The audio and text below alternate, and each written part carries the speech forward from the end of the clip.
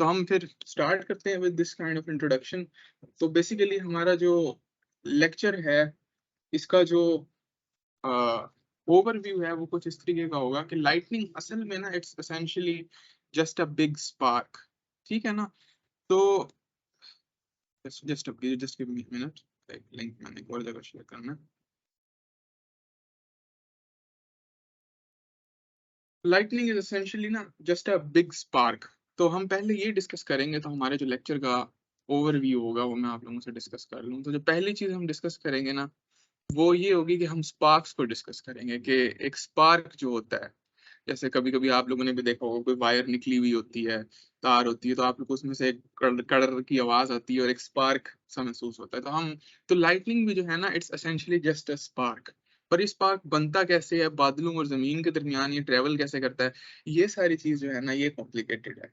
फिर हम ये देखेंगे कि स्पार्क्स देखने के बाद, स्पार्क का एक आम फिनोमेना देखने के बाद, हम ये देखेंगे कि हमारे एटमॉस्फेयर में इलेक्ट्रिसिटी किस तरीके की है, हमारे एटमॉस्फेयर में हमारे इर्द गिर्द किस तरीके के चार्जेस हैं। तो इसको हम कहते हैं एटमॉस्फेरिक इलेक्ट्रिसिटी। तो हम एटमॉस्फेरिक इलेक्ट्रिसिटी के बारे में बात करेंगे। उसके बाद हम बात करेंगे कि क्लाउड्स की, कि क्लाउड्स के अंदर क्या हो रहा होता है, क्लाउड्स ड्यूरिंग थंडरस्टॉर्म, के थंडरस्टॉर्म के दरमियान एक क्लाउड के अंदर क्या चल रहा होता है। और मेरी नीयत तो ये थी कि जितनी मैथमेटिक्स में इसकी कर सका, खुद समझ सका, तो वो मैं आप लोगों को भी कराऊंगा। लेकिन जब मैंने इस पर रिसर्च वगैरह की है, तो इस पर जो पेपर्स लिखे हैं ना, एक्चुअली उनमें भी कोई इतनी खास मैथमेटिक्स नहीं है, क्योंकि इतना कॉम्प्लिकेटेड फिनोमेना है कि इसकी सिंपल मैथमेटिकल पिक्चर बनाना, इसका simple mathematical model banana, it's extremely tough. तो आप लोगों के लिए भी ये फायदा है कि हमें कोई मैथमेटिक्स नहीं करनी पड़ेगी, क्योंकि ऐसे मुझे मैथमेटिक्स पर मैं फाइंड नहीं कर पाया। उसके बाद जब हमें ये पता चलेगा ना क्लाउड्स के अंदर क्या हो रहा है, तो फिर हम लाइटनिंग का फिनोमेना समझ पाएंगे।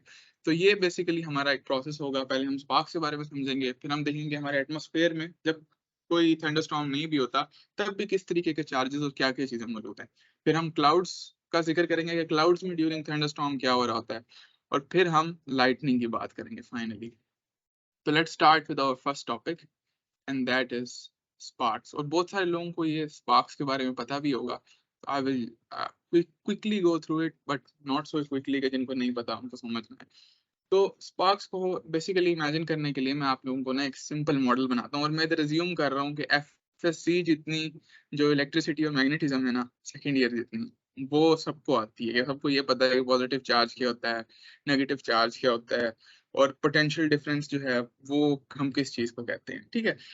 लेकिन मैं कोई खास इतनी ज्यादा मैथमेटिक्स में नहीं जाऊंगा, और अगर बीच में कोई भी मुझे रोक सकता है अगर किसी का भी कोई सवाल हो तो हम एक सिंपल सा मॉडल बना के स्पार्क्स को इमेजिन करने की कोशिश करते हैं। तो आप ये समझें कि मेरे पास एक बॉडी है जिस पर मैंने बहुत ज्यादा नेगेटिव चार्ज रख दिया। तो ये मैं एक, फर्ज करें मेरे पास एक मेटेलिक स्फीयर है, एक वेन डी ग्राफ जनरेटर भी हो सकता है, और इसको ना मैंने एक्सट्रीम नेगेटिव चार्ज दे दिया है। हम ये सपोज करते हैं एक्सट्रीम नेगेटिव चार्ज,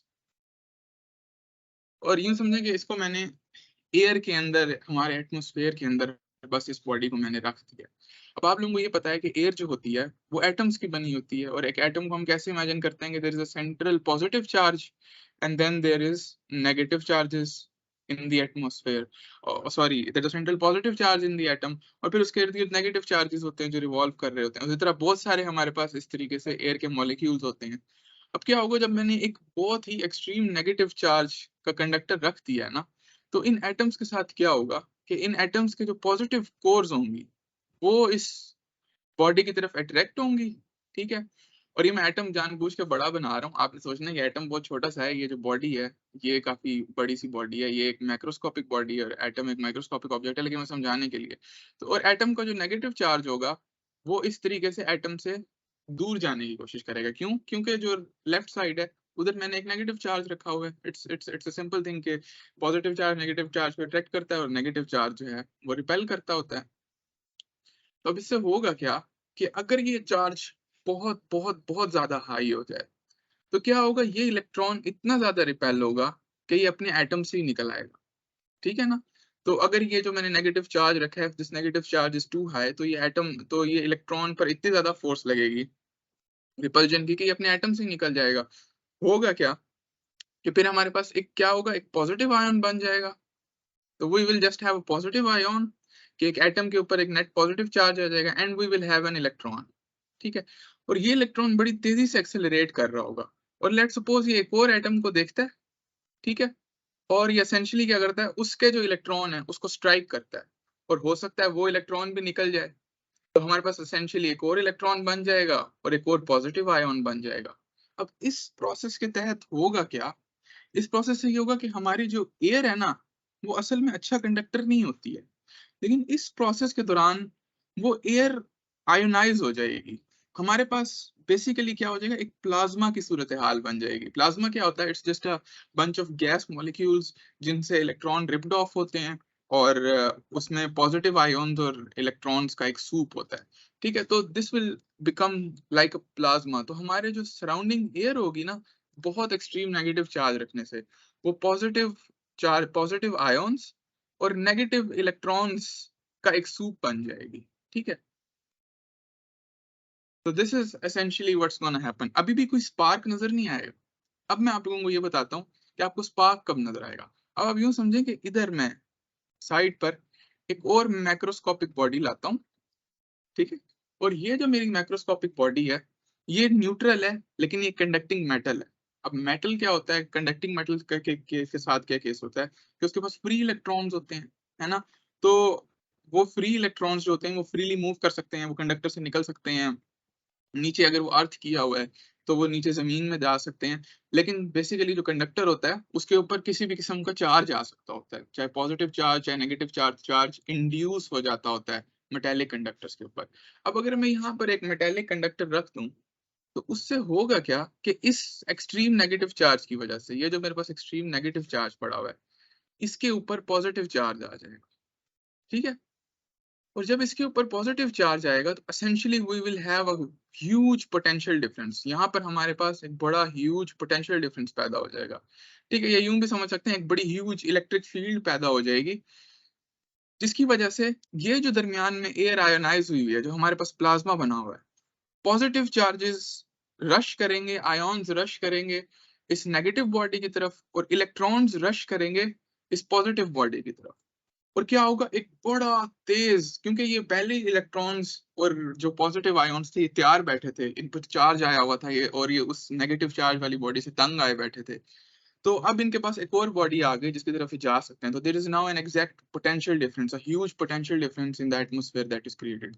तो क्या होता है, बड़ी तेजी से करंट पैदा होता है। पॉजिटिव चार्जेस जो हैं वो इस नेगेटिव वाली बॉडी की तरफ भागते हैं, नेगेटिव चार्जेस जो हैं वो इस पॉजिटिव वाली बॉडी की तरफ भागते हैं, और इतनी तेजी से हीट प्रोड्यूस होती है। दरमियान में जो एयर के मॉलिक्यूल्स होते हैं वो एक्साइट होते हैं और डी एक्साइट होते हैं, और आपको पता है डी एक्साइट होने पर जो है लाइट रिलीज करते होते हैं एटम्स।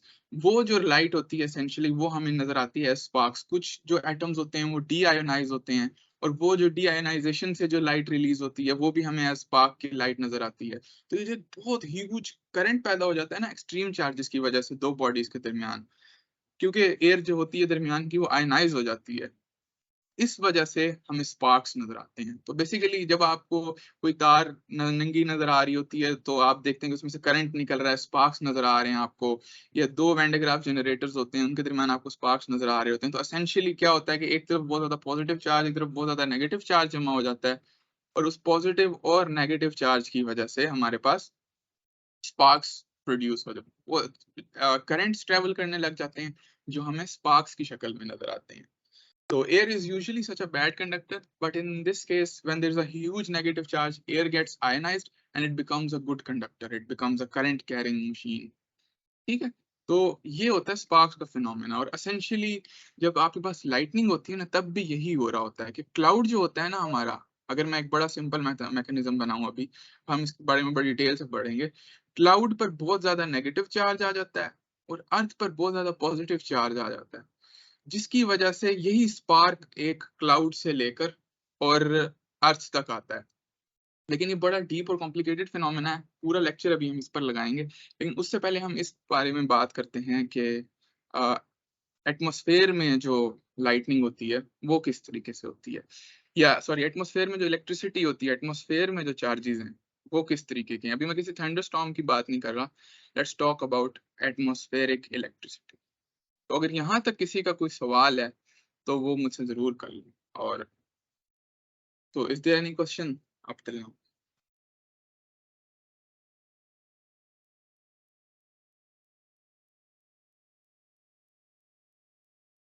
No question? अच्छा, समझ आ रहा है मेरी आवाज वगैरह, स्क्रीन वगैरह सब क्लियर है सबको?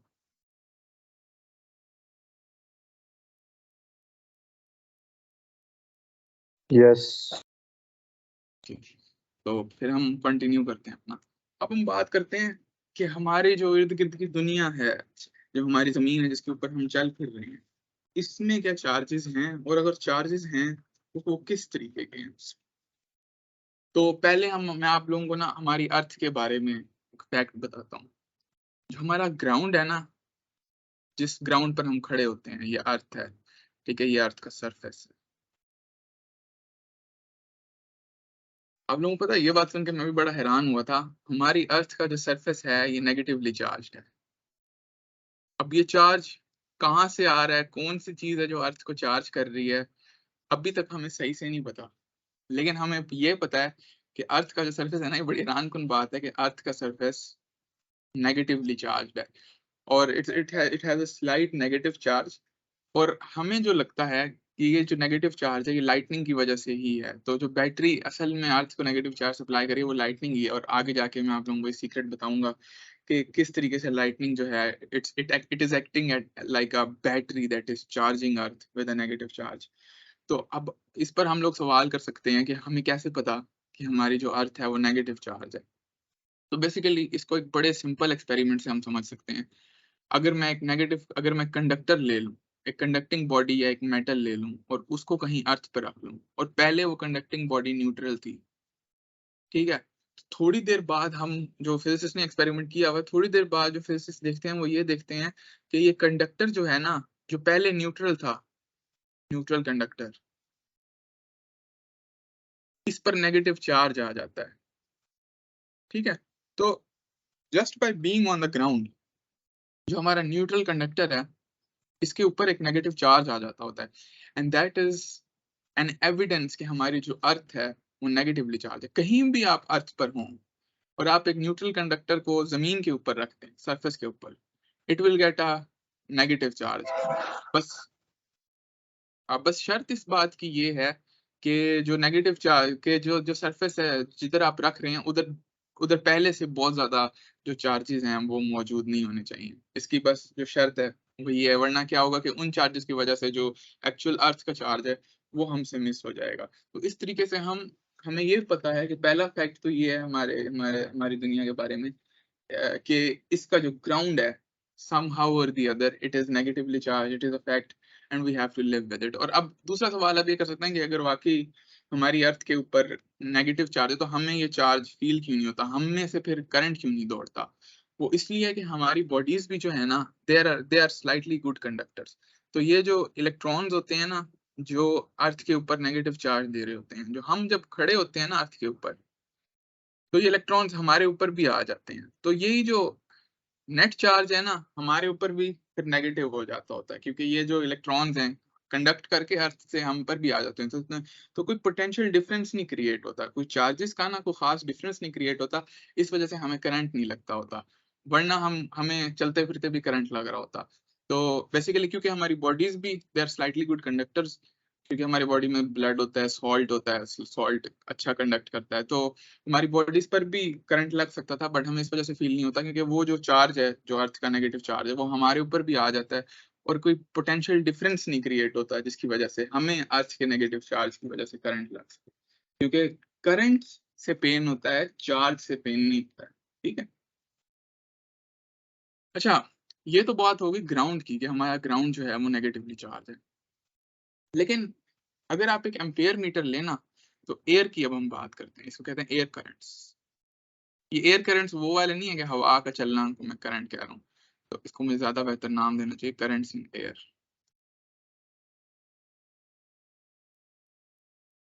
ठीक है। अगर आप एक एम्पेयर मीटर लेना, जो एक अच्छा एम्पेयर मीटर हो, और उस एम्पेयर मीटर को, लेट्स सपोज ये एक एम्पेयर मीटर है मेरे पास, और इस एम्पेयर मीटर को आप बस एयर के अंदर रख दें, तो आपको पता है आपको एम्पेयर मीटर एक हल्का सा करंट शो करेगा। तो इसका इसका क्या मतलब है, इसका ये मतलब है कि एयर के अंदर जो है ना, जो न्यूट्रल एयर है, हमारे इर्द गिर्द जो एयर है, इसमें भी करंट्स हैं। अब इसमें करंट्स क्यों आते हैं, कैसे आते हैं? इसमें करंट्स इस वजह से आते हैं कि ऑल्दो एज अ होल जो ऑक्सीजन एटम्स होते हैं एयर के अंदर, नाइट्रोजन एटम्स होते हैं, एज अ होल ये जो एटम्स होते हैं, हाइड्रोजन, हीलियम, ये जो एटम्स होते हैं ये न्यूट्रल होते हैं। लेकिन कोई कोई इक्का दुक्का जो ऑक्सीजन एटम है, लेट्स सपोज, ये अपने इलेक्ट्रॉन्स लूज कर देता है और ये आयोन्स की शक्ल में खड़ा होता है। और कभी कभी इसने गेन किए होते हैं ऑक्सीजन एटम ने, एटम तो ये इलेक्ट्रॉन्स, तो ये किसी कैटायन या एनाइन की शक्ल में खड़ा होता है। तो या पॉजिटिव चार्ज होता है या नेगेटिव चार्ज होता है। अब इन चार्जेस की वजह से ये बाकी एयर मॉलिक्यूल्स को अट्रैक्ट करते हैं। फर्स्ट करिए, पॉजिटिव चार्ज आ जाएगा तो इलेक्ट्रॉन्स अट्रैक्ट होंगे, तो कोई और एयर मॉलिक्यूल्स जो होंगे वो इस तरह इसके इर्द गिर्द आकर इकट्ठे हो जाएंगे। और फिर जब ये जो आयॉन्स होते हैं जब मूव करते हैं तो एटमॉस्फेयर के अंदर एक करंट सा पैदा होता है। सवाल ये आता है कि ये इक्का दुक्का आयॉन्स जो हैं एयर के अंदर, ये बनते क्यों हैं? ये इक्का दुक्का आयॉन भी क्यों बन रहे हैं, जबकि एयर को एज अ होल न्यूट्रल होना चाहिए? ऐसी क्या चीज है?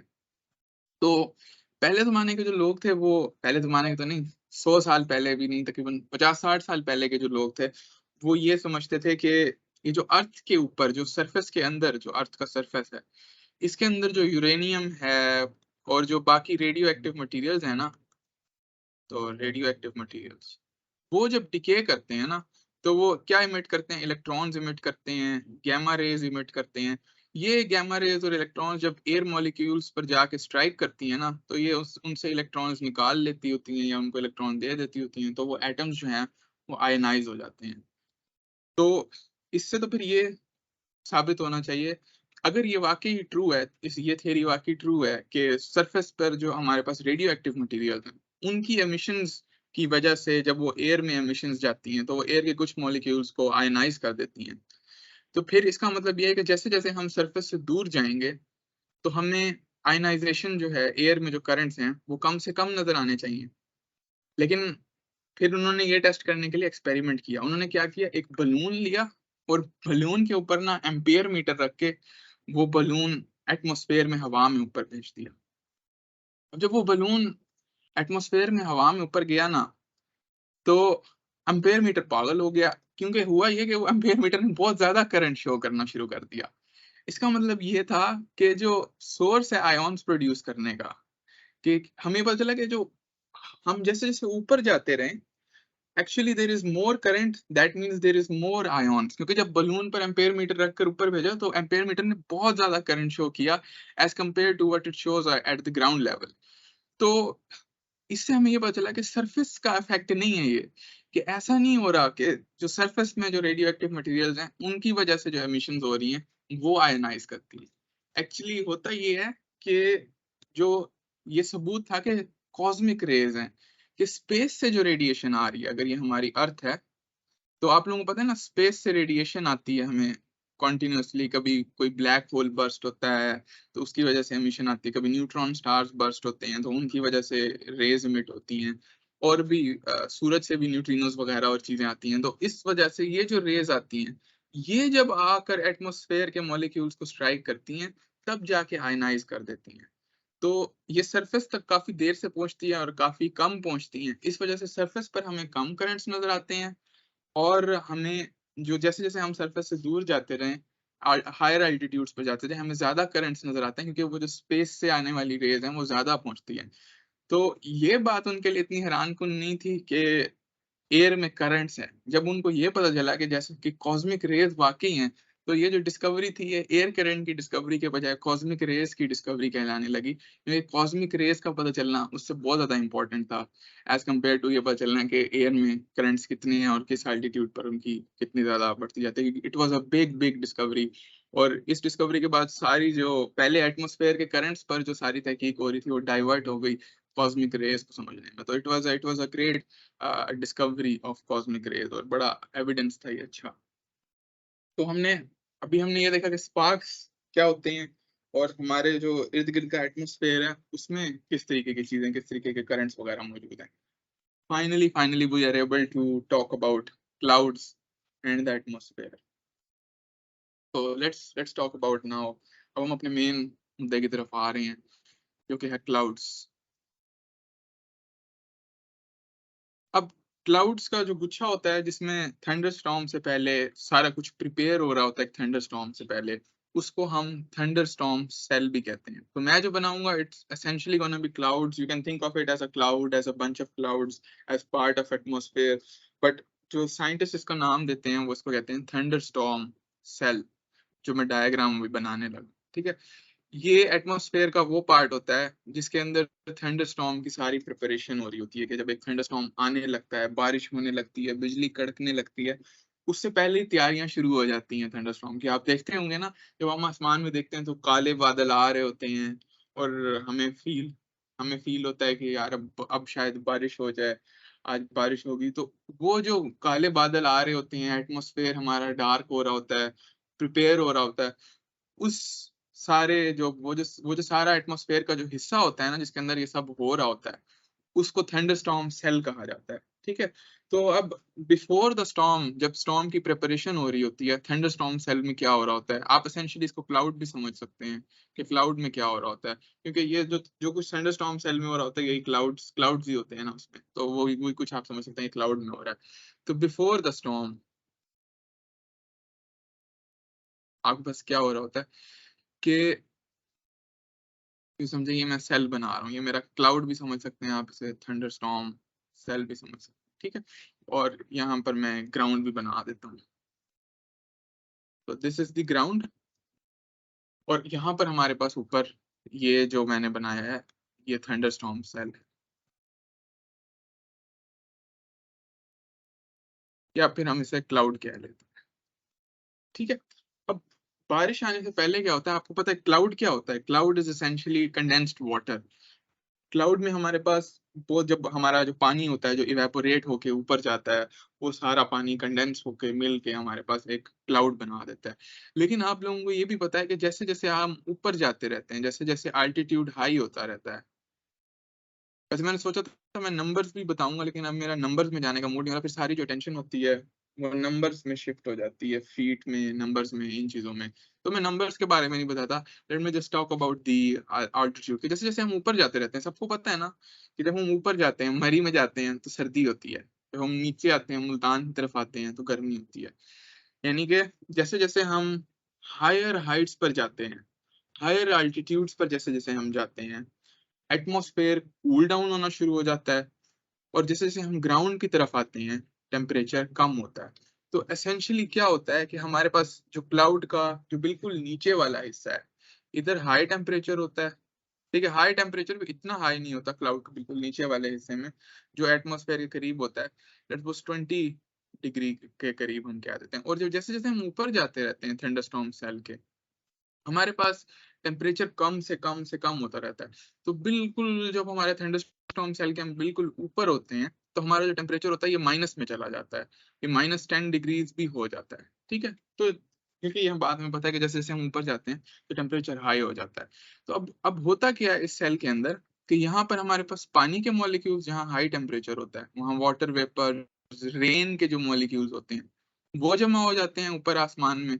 और जब हम ऊपर जाते हैं ना, तो हमारे पास ऊपर बादल के अंदर स्नो जमा हो जाती है। तो स्नो को मैं ऐसे स्टार से बना देता हूँ। ठीक है, तो बादल में ना सिर्फ हमारे पास एक ऊपर आसमान में जब एक थंडरस्टॉर्म आने वाला होता है, ना सिर्फ हमारे पास करंट्स होते हैं, सॉरी, ना सिर्फ हमारे पास पानी होता है और वाटर मॉलिक्यूल्स और वाटर वेपर्स होते हैं, बल्कि ऊपर जो है ना, क्योंकि एटमॉस्फेयर बहुत ठंडा होता है, तो आसमान में काफी हाई हाइट पर आपके पास स्नो जमा होना शुरू हो जाती है। तो there we have a collection of snow, and we have a collection of rain particles जिन्होंने नीचे गिर के फिर रेन बनना होता है। तो essentially ये आसमान में हो रहा होता है जब एक थंडरस्टॉर्म आने वाला होता है। तो अब होता क्या है कि आप लोगों को मतलब नीचे वाली एयर जो है वो वार्म है, ठीक है, और ऊपर वाली जो एयर है, जो यहाँ पर हमारे पास एयर मॉलिक्यूल्स होंगे इस हायर अल्टीट्यूड पर, वो ठंडी एयर है। तो वार्म एयर क्या होती है, ये ऊपर की तरफ राइज करती है। क्यों? क्योंकि ये ज्यादा, इसके मॉलिक्यूल्स ज्यादा तेज होते हैं, उनकी ज्यादा वेलोसिटीज होती हैं, वो टकरा टकरा के और इक्विलिब्रियम पैदा करने के लिए वो ऊपर की तरफ जाती हैं। तो जो वार्म एयर होती है ना, वो ऐसे रश करती है ऊपर की तरफ एक बादल के अंदर। ठीक है, और जैसे जैसे वो वार्म एयर जो है एटमॉस्फेयर की, वो ऊपर की तरफ जाती है, क्योंकि ऊपर की तरफ जाने से एटमॉस्फेयर ठंडा होता है, वो कूल डाउन होने लगती है, तो वो भी वार्म एयर होती है, उसके जो मॉलिक्यूल्स होते हैं वो पानी के जो मॉलिक्यूल्स होते हैं वो ठंडे होकर आइस क्रिस्टल्स बनाने लगते हैं, स्नो नहीं, क्योंकि वाटर के जो मॉलिक्यूल्स जो एटमॉस्फेयर से वार्म एयर से जो आ रहे होते हैं, क्योंकि वो वार्म एयर में वाटर वेपर्स होते हैं ना, वाटर वेपर्स की डेंसिटी एयर से कम होती है, तो वो ऊपर की तरफ उठते हैं ना, जिस चीज की डेंसिटी कम हो वो चीज ऊपर की तरफ उठती है। तो जो वाटर वेपर्स होते हैं एटमॉस्फेयर में वो बादल में ऊपर की तरफ जाते हैं, और एयर उनको बादल में ऊपर की तरफ लेकर जाती है, जो वार्म एयर होती है। और इस प्रोसेस के दौरान जब ये चीजें ऊपर की तरफ जा रही होती हैं, हमारे पास जो पानी होता है, जो रेन होती है, ये नीचे की तरफ गिरना शुरू हो जाती है।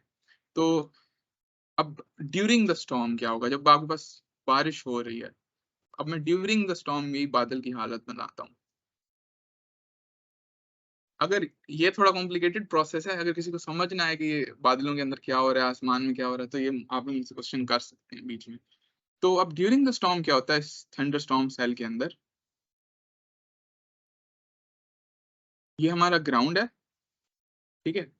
इस दौरान बिजली भी बनना शुरू हो जाती है, लेकिन मैं बताता हूँ कि बिजली कैसे आ रही है। अब हमारे पास रेन होना शुरू हो जाती है, ठीक है। अब ग्राउंड पर रेन जो है वो गिरना शुरू हो जाती है, तो इट्स रेनिंग नाउ। और रेनिंग के दौरान क्या हो रहा है कि हमारे पास बीच में स्नो भी है, स्नो को मैं इस तरीके से बना देता हूँ स्टार्स के साइड में, और हमारे पास वाटर मॉलिक्यूल्स भी हैं जो डॉट्स में बना देता हूँ, और जैसे जैसे हम ऊपर जाएं हमारे पास आइस क्रिस्टल्स बनना शुरू हो गए हैं। क्यों हमारे पास आइस क्रिस्टल्स बनना शुरू हो गए हैं? क्योंकि हमारा जो एयर है, जो वार्म एयर है, जब वो वार्म एयर ऊपर गई थी ना, तो उसके अंदर वाटर वेपर्स थे। अगर वाटर वेपर्स ना होते तो एयर के ऊपर जाने में फायदा नहीं था। वाटर वेपर जो है उनकी डेंसिटी कम होती है एयर से, तो वो वाटर वेपर्स ऊपर जाते हैं, लेकिन जब वो ऊपर जाते हैं उनके अंदर सॉल्ट होता है, तो वो सॉल्ट क्रिस्टलाइज कर जाता है। वो फिर सॉल्ट क्रिस्टलाइज करता है और वो आइस के क्रिस्टल्स बना देता है, और वो जो क्रिस्टल्स होते हैं वो फिर अपने इर्द गिर्द का वाटर, जो उनके इर्द गिर्द वाटर होता है, वो मजीद उसको क्रिस्टलाइज करते हैं और वो बड़े होते जाते हैं, ठीक है।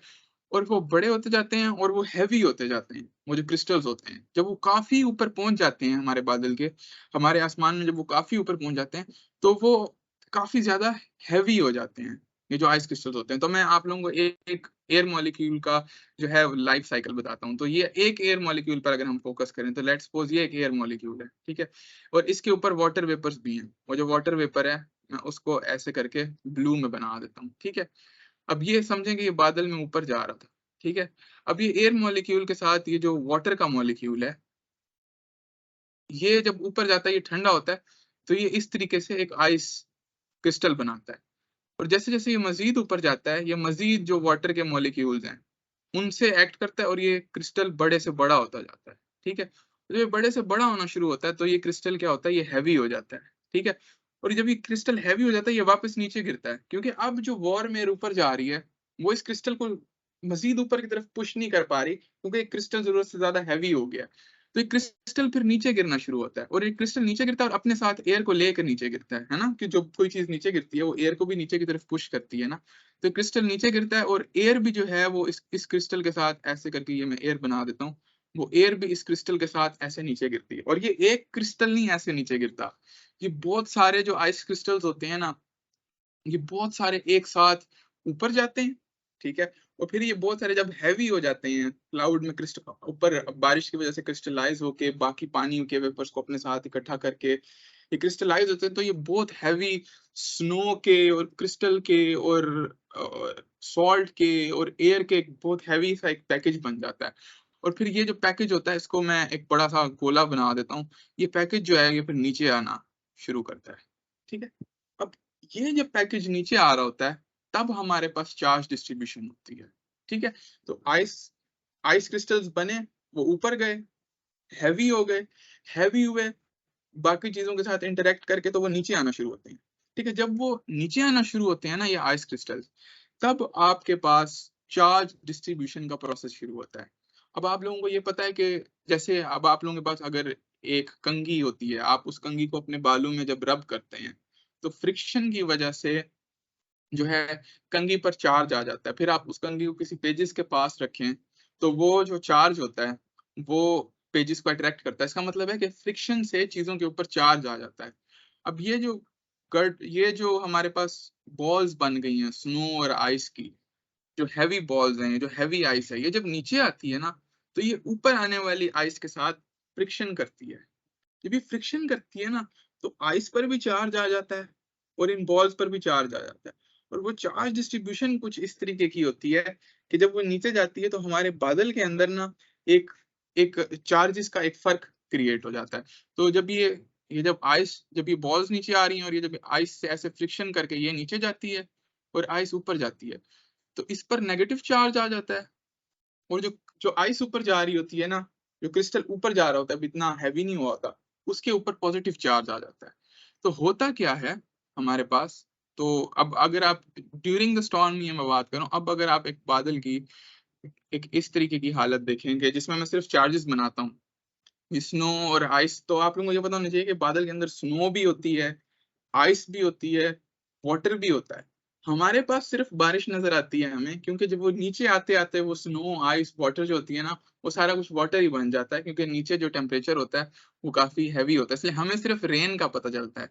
लेकिन अब आपको पता चला कि एटमोस्फेयर क्यों इतना ठंडा हो जाता है, क्योंकि ऊपर जो होता है हवा, ऊपर जो चल रहा होता है, ऊपर ऊपर स्नो बन रही होती है, आइस होती है, ऊपर इतना कुछ हो रहा होता है बादलों के अंदर। तो इसलिए जो एटमॉस्फेयर होता है नीचे वाला वो भी ठंडा हो जाता है, लेकिन हमें सिर्फ पानी नजर आता है, क्योंकि नीचे वाला इतना ठंडा नहीं होता कि उधर आइस जो है वो स्टे कर सके, वो मेल्ट हो जाती है। तो इस फ्रिक्शन की वजह से होता क्या है कि नेगेटिव चार्ज जो है, बहुत ज्यादा नेगेटिव चार्ज, वो बादल में नीचे जमा हो जाता है और ऊपर बहुत ज्यादा पॉजिटिव चार्ज जमा हो जाता है बादल के। तो क्या होता है, अभी मैंने आपको बताया कि जब बहुत ज्यादा पॉजिटिव चार्ज एक तरफ जमा हो जाएगा, बहुत ज्यादा नेगेटिव चार्ज एक तरफ जमा हो जाएगा, तो क्या होगा, स्पार्क्स पैदा होंगे। तो बादल के अंदर बिजली कड़कना शुरू होती है। तो जो ज्यादातर थंडर होती है ना, हमें लगता है कि थंडर स्टॉर्म और जो लाइटनिंग होती है वो अर्थ और बादल के दरमियान होती है, नहीं। ज्यादातर जो थंडर होती है और जो लाइटनिंग होती है ना, वो बादल के अंदर ही होती है। इसलिए हमें ज्यादातर थंडर जो होती है वो आसमान में नजर आती है, नीचे आती हुई इतनी इतनी ज्यादा बिजली नीचे आती हुई नजर नहीं आती। ये इसलिए होता है क्योंकि बादल के अंदर भी एक बैटरी सा बन जाता है, एक स्पार्क का सिस्टम प्रोड्यूस हो जाता है। तो ज्यादातर जो थंडर स्टॉर्म होता है वो बादल के अंदर हो रहा होता है। अब होता क्या है कि जब इतना सारा नेगेटिव चार्ज बादल के इधर आ जाता है ना, तो जो अर्थ पर नेगेटिव चार्ज था वो यहाँ से हटना शुरू हो जाता है।